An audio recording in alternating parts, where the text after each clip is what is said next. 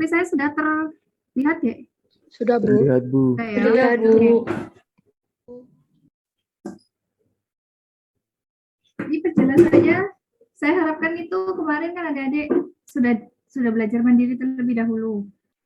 Saya share materi belajar mandiri, kemudian sekarang itu kita penjelasan intinya saja, yang misalnya belum dipahami, bisa langsung kita diskusikan. Jadi rencana saya itu diskusinya adalah waktu yang paling banyak dibandingkan dengan penjelasan. Rencana saya, tapi kurang tahu nanti ya seperti apa. Yang topik yang akan kita bahas hari ini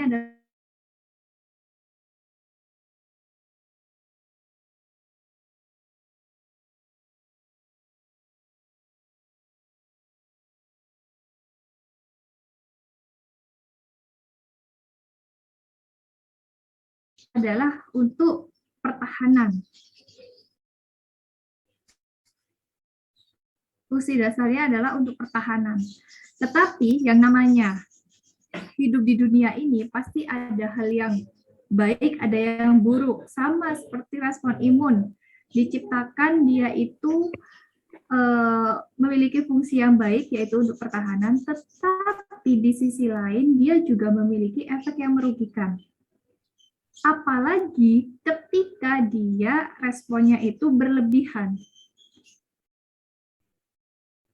Tubuh juga seperti itu. Contoh gampangnya adalah ketika jantung diciptakan, fungsi jantung apa sih? Memompa darah misalnya. Memompa darah ke seluruh tubuh. Tetapi ketika jantung itu kerjanya berlebihan, responnya berlebihan, apa yang terjadi? Terjadilah penyakit yang namanya tekanan darah tinggi lah, nanti atrial fibrilasi lah, atau takikardi lah. Jadi nanti pasti ada hal-hal atau penyakit yang muncul, hal-hal yang tidak diinginkan yang muncul ketika respon tersebut tidak sesuai dengan seharusnya. Entah itu berlebihan atau justru kurang berespon. Begitupun dengan respon imun. Respon imun fungsinya untuk proteksi, untuk pertahanan. Tetapi di sisi lain ketika dia merespon dan berlebihan, dia akan menyebabkan suatu penyakit. Ini adalah salah satu contohnya, ya alergi, autoimun. Nah, bagaimana Bu kalau misalnya dia hipoaktif? Kalau tadi kan hiperaktif. Kalau hipoaktif bagaimana? Ya berarti fungsi pertahanannya tidak bisa. Resikonya apa? Pasien akan suatu individu tersebut akan lebih mudah untuk terserang infeksi. Nah, ini adalah normalnya. Ini mungkin sudah dipelajari di materi-materi sebelumnya. Harusnya ketika mikroba itu masuk, barier pertama adalah kulit kita ya. Kalau misalnya bagian luar, kalau misalnya bagian lewat jalur mulut ya berarti nanti barier pertama adalah enzim-enzim yang ada di bagian mulut kita, kemudian ketemu dengan asam lambung, ketemu dengan sel epitel. Kemudian nanti ada sel-sel fagosit, contohnya adalah makrofag atau APC. Kemudian nanti ketika sudah ketemu fagosit, mengaktifkan yaitu namanya sistem komplement. Nah, ini adalah suatu reaksi normal atau respon normal dari tubuh kita. Begitupun ketika sudah mikroba tersebut sudah ada yang difagosit oleh makrofag, dia akan diperkenalkan kepada sel-sel imun yang bisa membunuh atau yang bisa menghasilkan antibodi. Ini secara normalnya Masnya. Ada yang kerjanya spesifik, ada yang masih non-spesifik. Yang non-spesifik itu yang tadi, baik itu mikroba, baik itu benda asing apapun, dia akan dimakan. Mekanismenya sama. Kalau yang spesifik, seperti sel B itu akan mengeluarkan antibodi-antibodi yang sesuai dengan antigen yang diperkenalkan. Makanya dikatakan spesifik. Kemudian efek yang muncul bisa jadi kalau respon bisa jadi merusak sel-sel yang ada di dalam tubuh karena ada respon inflamasi di sana.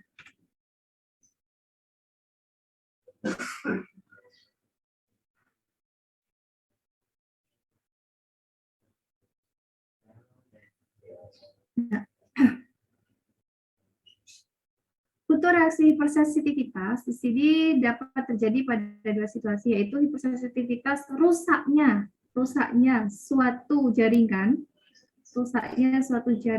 akibat dari pelepasan mediator-mediator, atau justru nanti respon imun kita itu terlalu sangat berlebihan sehingga justru mendeteksi tubuh sendiri sebagai antigen. Nanti bisa menyebabkan suatu yang namanya penyakit autoimun. Kalau di sini mungkin reaksi penyakitnya itu masih seperti asma, alergi. Tapi kalau yang di sini sudah mulai ke autoimun karena sudah mendeteksi tubuh sendiri sebagai benda asing. Kalau di sini benda asing, ada benda asing beneran, tetapi responnya itu berlebihan, mengeluarkan mediatornya itu berlebihan, sehingga efeknya juga akan berlebihan. Ini bedanya antara hipersensitivitas yang mengeluarkan reaksi berlebihan dengan hipersensitivitas di mana respon imun kita sudah mendeteksi tubuh kita sendiri sebagai benda asing. Nah, di topik ini kita akan membahas mekanisme dari hipersensitivitas itu bagaimana, karena ada beberapa tipe dari hipersensitivitas. Kemudian apa saja penyakit-penyakit mayor yang diakibatkan dari hipersensitivitas itu, dan prinsip terapi dari penyakit yang ditimbulkan. Ini adalah ringkasannya dalam bentuk bacaan, dalam bentuk tulisan, hipersensitivitas tipe 1, tipe 2, tipe 3, tipe 4. Kemudian di sini sudah saya berikan bold juga, kata kuncinya apa. Kalau di tipe 1, kata kuncinya adalah sel mass, kemudian imunoglobulin E. Kalau di tipe 2 itu nanti ada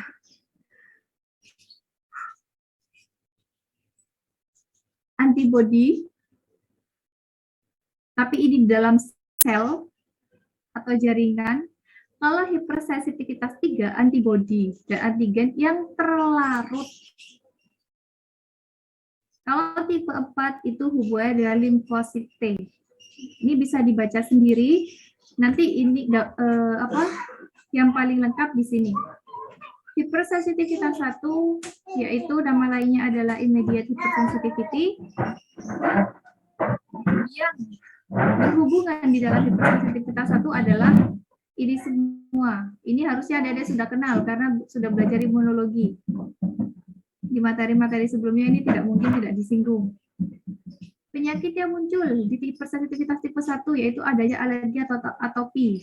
Nanti kita akan bahas di mekanisme aksi bagaimana dia menyebabkan alergi. Manifestasi klinis sama seperti penyakit yaitu alergi, rinitis alergi, alergi makanan, asma atau anafilaksis. Jadi kalau yang punya riwayat alergi seafood, alergi telur, atau nanti alergi dingin itu sebenarnya termasuk pasien yang menderita hipersensitivitas tipe 1. Mekanismenya, kita langsung ke gambar biar lebih enak.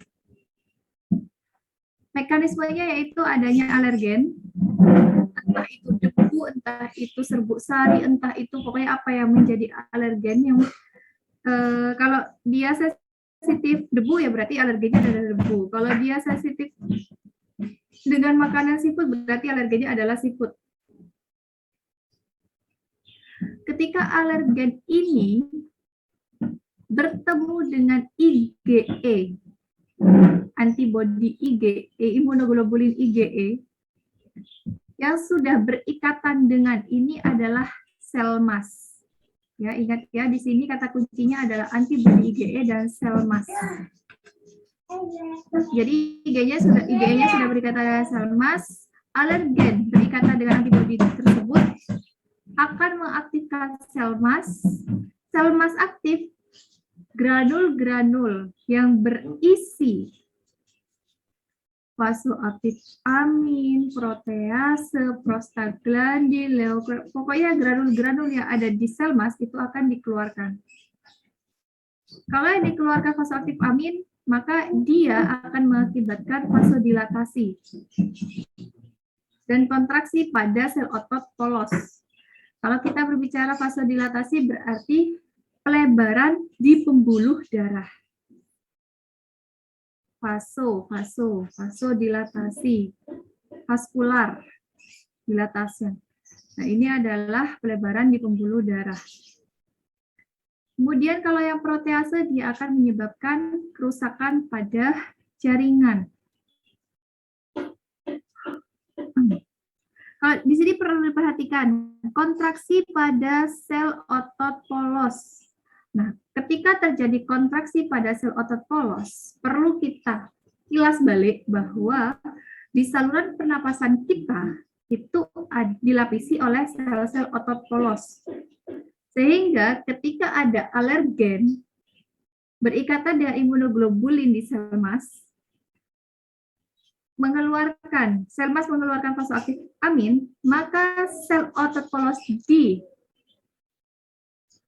pernapasan kita akan berkontraksi. Ketika kontraksi berarti terjadi penyempitan. Ketika terjadi penyempitan, berarti yang terjadi apa? Pasien akan merasakan sesak napas. Makanya tadi ada kejadian asma. Kalau saya alergi itu saya bersin-bersin, kemudian keluar ingus saya. Itu dari mana? Sama, di sini dia mengeluarkan apa? Vascular dilatation, prostaglandin, vasoamin, vascular dilatation. Akhirnya akan semakin banyak cairan yang disekresikan. Kemudian kerusakan jaringan. Makanya terjadilah pelepasan mukus. Sekresi-sekresi mukus, sehingga pil. Makanya penyakit yang berhubungan adalah rinitis alergi, alergi makanan, asma, dan anafilaksis. Anafilaksis ini apa sih? Mungkin ada yang belum kenal. Ini adalah kejadian di mana pasien sudah, sesak nafasnya sudah sangat-sangat banget. Dia sudah mulai hampir, sangat-sangat ngedrop posisinya. Akibat pelebaran pembuluh darah yang keterlaluan, yang berlebihan. Di sini kan pelebaran pembuluh darah yang keterlaluan ya. Pelebaran pembuluh darah yang berlebihan itu bisa menyebabkan penurunan tekanan darah secara drastis. Penurunan tekanan darah secara drastis dapat mengakibatkan pasien kekurangan pasokan oksigen dan nutrisi, sehingga pasien akan lebih mudah untuk dan lebih tinggi resikonya untuk meninggal. Sesak napas, kemudian pembuluh darahnya melebar, tekanan darahnya akhirnya sangat-sangat turun, akhirnya sel-sel dan jaringan baik itu otak, jantung, dan yang lain tidak menerima oksigen dan nutrisi secara cukup, akhirnya pasien resikonya akan cepat meninggal. Ini mekanismenya. Jadi ada alergen, ada imunoglobulin, ada sel mas. Kemudian bagaimana Bu dengan TH2, eosinofil? Nah, eosinofil ini juga berperan dalam hipersensitivitas tipe 1. Jadi ketika sel mas ini mengeluarkan mediatornya, dia bisa memanggil yang namanya neutrofil dan eosinofil ke lokasi aksi. Jadi misal, di sini ada antigen yang mengeluarkan mediator untuk memanggil neutrofil dan eosinofil ke lokasi aksi, sehingga nanti dapat neutrofil dan eosinofil ini dapat mensekresikan mediator inflamasi. Nah, ini ketika sudah paparan berulang. Ketika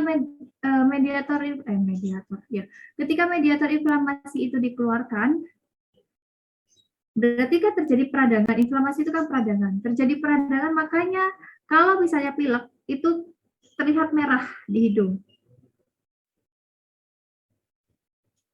Itu karena ada mediator inflamasi. Ini sama sebenarnya seperti yang sudah dijelaskan tadi. Kalau masih paparan pertama, masih butuh yang namanya sel TH2 tadi untuk memperkenalkan kepada sel B, sehingga sel B menghasilkan antibodi IgE. Nah, setelah paparan yang kedua atau yang berulang, kan sudah ada antibodi IgE-nya. Barulah antibodi IgE-nya tadi berikatan dengan sel mas, dan ketika paparan kedua, barulah sel mas akan mengeluarkan mediatornya. Jadi yang pertama kali saya jelaskan ini adalah yang paparan kedua, karena sel masnya sudah berikatan dengan IgE. Kalau yang pertama, yang berperan adalah sel T, memperkenalkan kepada sel B-nya. Ini adalah penyakit-penyakit yang berhubungan, kemudian terapinya bagaimana? Terapinya adalah pemberian antihistamin, agonis beta-adrenergic dan kortikosteroid, serta epinefrin. Nah, epinefrin ini biasanya pada anafilaksis. Anafilaksis tadi saya ceritakan bahwa dia kondisinya sudah sangat-sangat ngedrop, tekanan darah juga sangat ngedrop, sehingga apa? Diberikan epinefrin sehingga tekanan darahnya naik lagi. Terjadi vasokonstriksi atau penyempitan pembuluh darah. Kalau tadi kan pelebaran pembuluh darah yang berlebihan. Antihistamin ini untuk apa sih? Dia anti alergi nama lainnya. Dari namanya saja sudah anti alergi. Penyakitnya kan di sini rinitis alergi. Jadi dia memang mengeblok mediator-mediator yang bisa menyebabkan alergi. Nanti mungkin akan dipelajari mekanismenya di farmakologi. Agonis beta-adrenergic ini untuk apa? Tadi perlu diingat bahwa mekanismenya salah satunya adalah menyebabkan kontraksi otot polos.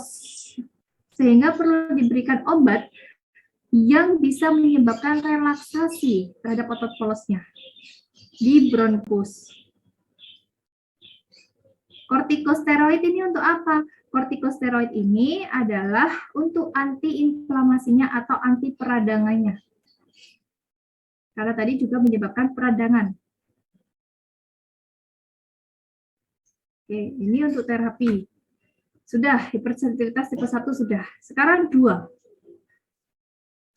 Hipersensitivitas tipe 2, itu kata kuncinya adalah di sel dan jaringan. Dia ada antibodi, kemudian sel. Mekanismenya antibodi spesifik untuk antigen sel dan jaringan dapat mungkin terdeposit di jaringan dan menyebabkan cedera dengan menginduksi inflamasi lokal. Sehingga dapat menginduksi fagositosis dan kerusakan sel serta mengganggu fungsi normal dari sel itu sendiri.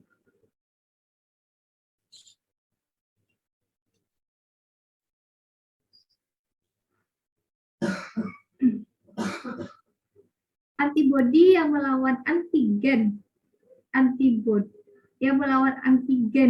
yang berikatan dengan antibodi itu menginduksi inflamasi. Jadi antibodi ketika berikatan dengan antigen, dia itu akan mengaktifkan leukosit sehingga menginduksi terjadinya inflamasi. Nanti dia juga bisa berikatan dengan neutrofil dan makrofag. Untuk mengaktifasi leukosit itu berikatan dengan cara berikatan dengan neutrofil dan makrofag. Barulah ketika sudah teraktivasi leukositnya, maka akan melepaskan senyawa ROS dan enzim lisosomal, di mana enzim ini merusak jaringan sekitar sama ROS ini. Makanya di sini terjadinya kerusakan jaringan. Kalau yang di hipersensitivitas tipe 2. Ketika dia berikatan dengan neutrofil dan makrofag, sama, efeknya sama seperti di hipersensitivitas tipe 1, yaitu pelepasan mediator, itu sama. Tapi bedanya di hipersensitivitas tipe 2, dia juga mengaktifasi leukosit, di mana leukosit ini ketika teraktivasi, dan dia juga mengaktifasi sistem komplement, di mana nanti akan melepaskan ROS dan enzim lisosomal yang dapat merusak jaringan.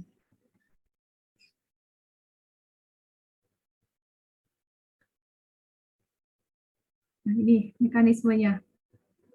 Antibodi yang sudah berikatan dengan antigen terdeposit di jaringan sehingga nanti akan berikatan dengan neutrofil dan makrofag. Ini kan sistem imun yang inert ya. Berikatan dengan ini, dia akan melepaskan mediator inflamasinya, menyebabkan inflamasi dan segala macamnya. Plus mediator yang dilepaskan adalah mediator yang bisa merekrut atau mengaktifasi leukosit. Ketika leukosit itu teraktivasi akan menyebabkan kerusakan jaringan.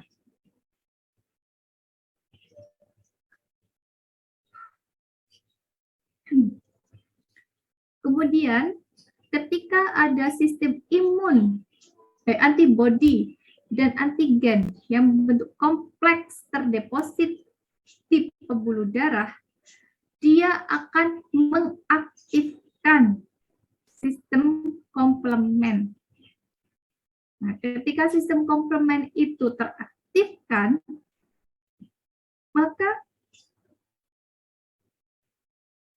maka yang terjadi juga bisa menyebabkan kerusakan jaringan. Opsodisasi, fagositosis. Opsodisasi itu apa sih, Bu? Opsodisasi itu adalah ketika si antigen itu sudah dikelilingi oleh epitop yang sudah komplement yang sudah dikenali oleh sel fagosit, sehingga nanti sel-sel fagosit akan memakan mikroba tersebut atau antigen tersebut. Jadi opsodisasi itu seperti ini, deh. Jadi antigen-antigennya itu sudah ditempeli oleh komplement kita, sistem komplement kita, sehingga dikenali oleh sistem fagosit bahwa oh di sini ada antigen, saya harus makan. Ketika proses makan itu namanya sudah fagositosis.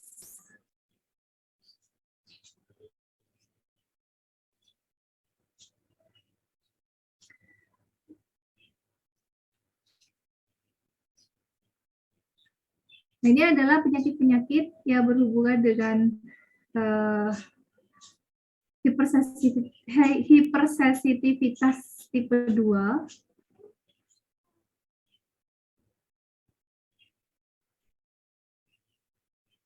Yang di sini saya buat adalah hipertiroid, di mana antibodi terhadap reseptor untuk hormon perangsang tiroid mengaktifkan sel-sel tiroid bahkan tanpa adanya hormon. Jadi harusnya reseptor tiroid itu kan diaktifasi oleh hormon tiroid.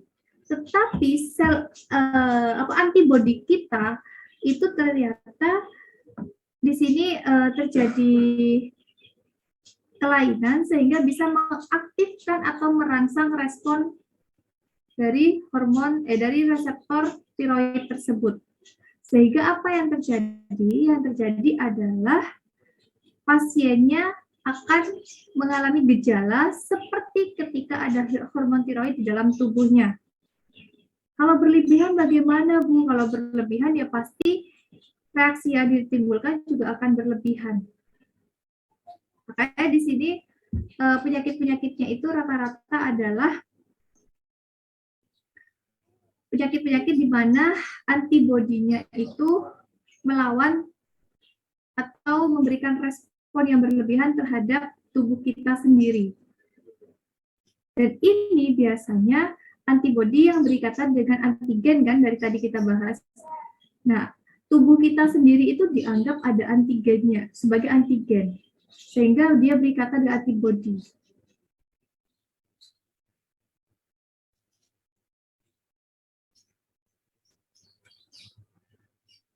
Tujuannya apa? Mengurangi inflamasi. Nah, ketika antibodi kita itu sudah mengenali tubuh kita sebagai antigen, berarti kan dia bisa berikatan. Ketika berikatan, berarti ada respon inflamasi yang akan ditimbulkan di sana. Respon inflamasi ini yang harus dikurangi efeknya menggunakan kortikosteroid. Kemudian pada penyakit-penyakit yang sudah parah, di mana pemberian kortikosteroid mungkin sudah kurang mempan lagi, maka diberikan intravena imunoglobulin. Atau justru nanti diberikan terapi-terapi yang sesuai dengan gejala yang dirasakan oleh pasien. Kalau gejalanya dia itu mual-muntah, diberikan obat mual-muntah. Kalau gejalanya itu alergi, diberikan obat alergi. Kalau dia gejala, tergantung gejala apa yang dirasakan oleh pasien. Kemudian hipersensitivitas tipe 3, dia itu disirkulasi. Kalau tadi di sel, ini sekarang disirkulasi. Ini kan tadi saya berbicara sel ya di sini. Nah, bayangkan kalau misalnya antibodi itu berikatan dengan sel di mana dia sel-sel yang banyak reseptor terhadap suatu hormon. Nah, ini seperti di gambar ini. Antibodi berikatan dengan reseptor yang ada di sel penghasil hormon. Akibatnya apa? Penyakit-penyakit yang muncul adalah penyakit-penyakit misalnya hiperproduksi hormon. Kalau yang di sini itu di sirkulasi, di sistem sirkulasi. Karena dia di sistem sirkulasi, berarti di pembuluh darah ya dia. Maka dia bisa bisa menyebabkan kerusakan di mana-mana, bukan hanya di sel sekitar. Karena dia ikut di pembuluh darah. Makanya di sini bisa nefritis, bisa vaskulitis, bisa artritis. Jadi bisa di ginjal kerusakannya, bisa di pembuluh darah itu sendiri, atau di organ-organ lain.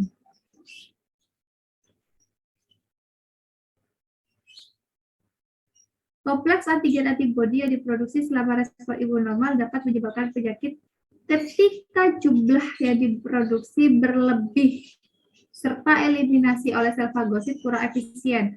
Tadi sel fagosit itu ketika sudah mengenali, oh di sini ada antigen, dia akan memakan. Nah, ketika eliminasi atau proses makan dari sel fagosit itu kurang efisien, maka respon imun akan berlebihan.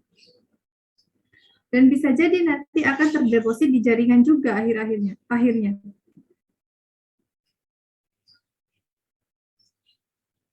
Kompleks imun yang berikatan dengan antigen bermuatan positif bersifat sangat patogen. Karena apa? Karena membran sel dan membran dasar basement itu bermuatan negatif di pembuluh darah dan di ginjal. Ketika sudah terdeposit, namanya sudah bermuatan positif, ketemu dengan muatan negatif, dia akan mudah berikatan. Ketika sudah terdeposit, maka akan mengaktifkan sistem komplement atau mengaktifkan sistem imun, neutrofil, fagosit sel-sel fagosit, makrofag, dan lain-lain. Sehingga juga bisa melepaskan mediator-mediator seperti yang pertama dijelaskan, ada protease, kemudian ada leukotriene, ada prostaglandin dan sebagainya, menyebabkan terjadinya inflamasi dan vaskulitis. Karena tadi di pembuluh darah yang menyebabkan vaskulitis. Kalau dia itu adanya terdepositnya adalah di basement ginjal, maka yang terjadi adalah inflamasi di sel-sel ginjal sehingga terjadi gangguan ginjal. Namanya saya sudah di pembuluh darah, dia bisa terdeposit di mana-mana.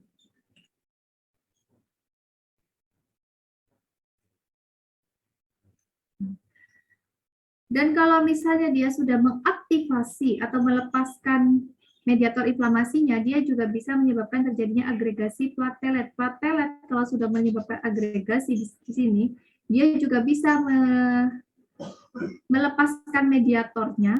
Ketika pelepasan mediator dari platelet ini, efeknya juga bisa menyebabkan terjadinya clot atau ya terjadi penyumbatan darah. Bahayanya di sana. Selain dia bisa mengaktifasi komplement, dia juga bisa menyebabkan penyumbatan pembuluh darah. Nah, di sini penyakitnya bisa SLE, di mana manifestasi klinisnya seperti yang tadi dijelaskan, ada vaskulitis dan kritis, tergantung dia terdepositnya di mana. Dan kemudian juga di sini tidak disebutkan bahwa jika terlalu parah juga bisa menyebabkan penyumbatan di pembuluh darah. Terapinya antihistamin sama, rata-rata sama, ada antihistamin, kortikosteroid. Karena apa? Karena semua ini, hipersensitivitas ini hubungannya dengan pelepasan mediator yang menyebabkan alergi, inflamasi. Sehingga obatnya pasti tidak akan jauh dari ini. Kalau pasien sudah menderita autoimun, ya diberikan terapi autoimun sesuai dengan penyakitnya. Hipersensitivitas tipe 4. Kata kuncinya adalah sel T tadi. Sel limfosit T. Penyebab mayor adalah autoimun. Autoimun biasanya secara langsung melawan antigen seluler, namanya saja sudah autoimun ya. Dia melawan antigen seluler dengan distribusi jaringan yang terbatas. Tidak sistemik dia. Sehingga cedera jaringannya pun juga terbatas ya di sana saja.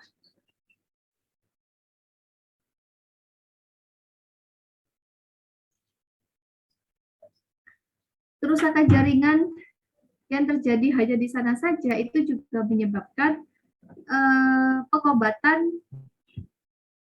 Kalau misalnya jaringannya itu susah ditembus, pengobatannya akan susah untuk dicapai. Atau sudah susah ditembus obat, berarti terapinya susah untuk penyakitnya susah untuk disembuhkan. Karena obat-obatan itu harus berhasil menembus membran ketika dia akan beraksi. Nah, ketika membrannya itu membran yang sukar ditembus, maka akan sukar juga untuk sembuhnya. Ini ketika ada mikroba, dia sel APC akan memperkenalkan kepada sel T akan mengeluarkan sitokinnya ini akan mengaktifkan. Nanti ketemu neutrofil lagi. Kenapa sih yang melepaskan mediator itu selalu neutrofil sama makrofag misalnya? Atau sel mast? Ya karena yang punya granul mereka ini di dalam tubuhnya. Yang punya granul-granul yang berisi antiinflamasi, yang berisi mediator inflamasi, mediator protease dan mediator yang bisa memanggil sel-sel imun yang lain, serta bisa melepaskan sitokin-sitokin yang bisa merusak sel dan jaringan. Jadi granulnya mereka ini isinya banyak. Yang punya granul siapa? Neutrofil, kemudian makrofag, sel mast. Makanya ketika sel ini teraktivasi, maka akan terjadi reaksi yang seperti tadi, inflamasi lah, pelebaran pembuluh darah, kemudian kerusakan jaringan. Kemudian sel T ini ketika teraktivasi, sel T ini kan ada dua. Sel yang dia tugasnya hanya membantu mengaktifkan sel imun yang lain, dan sel yang tugasnya adalah langsung membunuh, melisiskan bahasanya. Langsung melisiskan jaringan yang terinfeksi, sel atau jaringan yang terinfeksi. Atau justru dia bisa juga langsung melisiskan mikrobanya. Jadi sel T itu ada dua, CD4 dan CD8. Yang CD4 ini dia akan mengaktifkan sistem imun yang lain, kalau yang CD8 dia akan membunuh atau melisiskan. Itu bedanya sel T. Penyakit-penyakit yang berhubungan, di sini juga penyakit-penyakit biasanya yang berhubungan dengan autoimun. Karena kita sudah berbicara tentang sel T. Di mana sel T-nya kalau mudah teraktivasi, berarti dia akan mengenali tubuh kita yang sehat sebagai suatu antigen, dia akan merusak sel tubuh kita sendiri. Tujuan terapinya adalah mengurangi inflamasi dan menghambat respons sel T. Nah, sel T tadi kan yang bisa membunuh tubuh kita dan mengaktifkan sel imun. Itu dihambat biar dia nggak terlalu tinggi responnya, sehingga kerusakan sel tubuh kita itu seminimal mungkin. Ya, obatnya sama tadi, antiinflamasi itu penggunaan steroid, kortikosteroid tadi, kemudian antagonis sitokin inflamasi. Nah, ini biasanya sedang banyak dipakai di masa COVID karena terjadi badai sitokin kalau di COVID. Antibodi monoklonal yang mengeblok reseptor TNF atau interleukin 6 yang banyak dipakai di terapi COVID sekarang. Gambar-gambar ini silahkan adik baca untuk membedakan mana sih tipe 1, tipe 2, tipe 3, tipe 4. Ini hanya slide untuk membantu saja. Dan video yang saya sediakan itu juga video untuk membantu mempermudah adik-adik dalam memahami.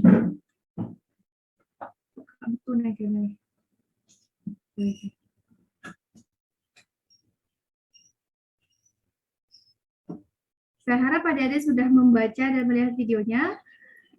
Sekarang kita sesi diskusi. Ada yang mau didiskusikan? Karena saya ternyata bingung deh.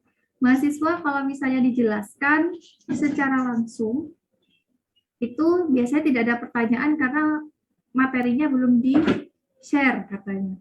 Kemudian saya coba materi di-share terlebih dahulu dengan harapan kita bisa diskusi lebih banyak. Ini bisa nggak sekarang nih, diskusi lebih banyak nih dibandingkan dengan pemberian materi? Karena kan mahasiswa harusnya lebih aktif daripada dosen ya. Saya tuh kepengennya justru kalian yang presentasi. Ada yang mau diskusikan enggak? Atau ditanyakan? Belum, Bu. Belum. Berarti kita paham KPI. Kalau sudah paham semua, enggak apa-apa. Ya, saya alhamdulillah. Semoga benar-benar paham. Semoga ujiannya juga dapat nilai yang memuaskan.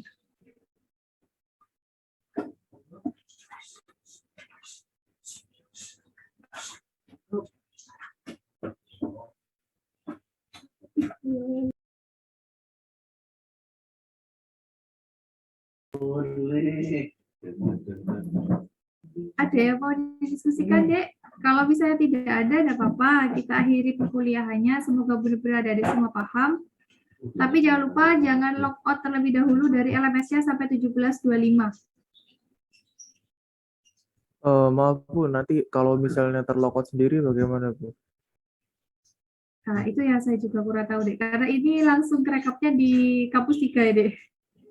Saya juga kurang pahamnya itu. Makanya saya minta dokumentasi kepada CO yang hadir siapa saja. Itu juga untuk membantu ketika ada permasalahan. Siapa tahu saya bisa, ini loh Pak, adiknya datang.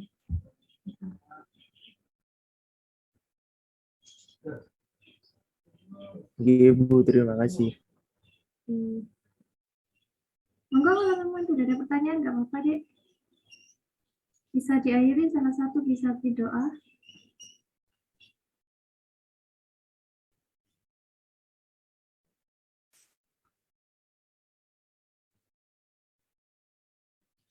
Baik, sebelum mengakhiri perkuliahan pada hari ini, maka baiknya kita akhiri dengan doa penutup majelis terlebih dahulu. Doa dimulai Bismillahirrahmanirrahim. Subhanakallahumma bihamdika asyhadu an la ilaha illa anta astaghfiruka wa atubu ilaik. Oke, terima kasih atas kehadiran dari semua. Mohon maaf jika ada salah dan kurang. Saya harapkan PPT dan materi yang saya share itu benar-benar dimanfaatkan sebaik mungkin, karena saya sudah mencoba untuk memberikan materinya kepada dengan berbagai metode. Misalnya ada yang suka baca, saya berikannya tulisan, ada yang sukanya lihat video, saya juga berikan videonya, ada yang suka lihat gambar, saya juga berikan dalam bentuk gambar. Itu semua agar bisa mencangkup semua metode belajar adik-adik, jadi gak hanya tulisan, nah yang pantengin. Biasanya kalau yang suka lihat gambar, nggak bisa baca tulisan, nggak bisa memahami. Kalau yang suka video, biasanya juga sulit memahami kepada tulisan. Nah, saya coba untuk memasukkan ketiga komponen tersebut, sehingga bisa merangkul semua metode belajar dari mahasiswa. Sekian dari saya. Wassalamualaikum warahmatullahi wabarakatuh. Waalaikumsalam warahmatullahi wabarakatuh. Terima kasih, Bu. Terima kasih, Bu.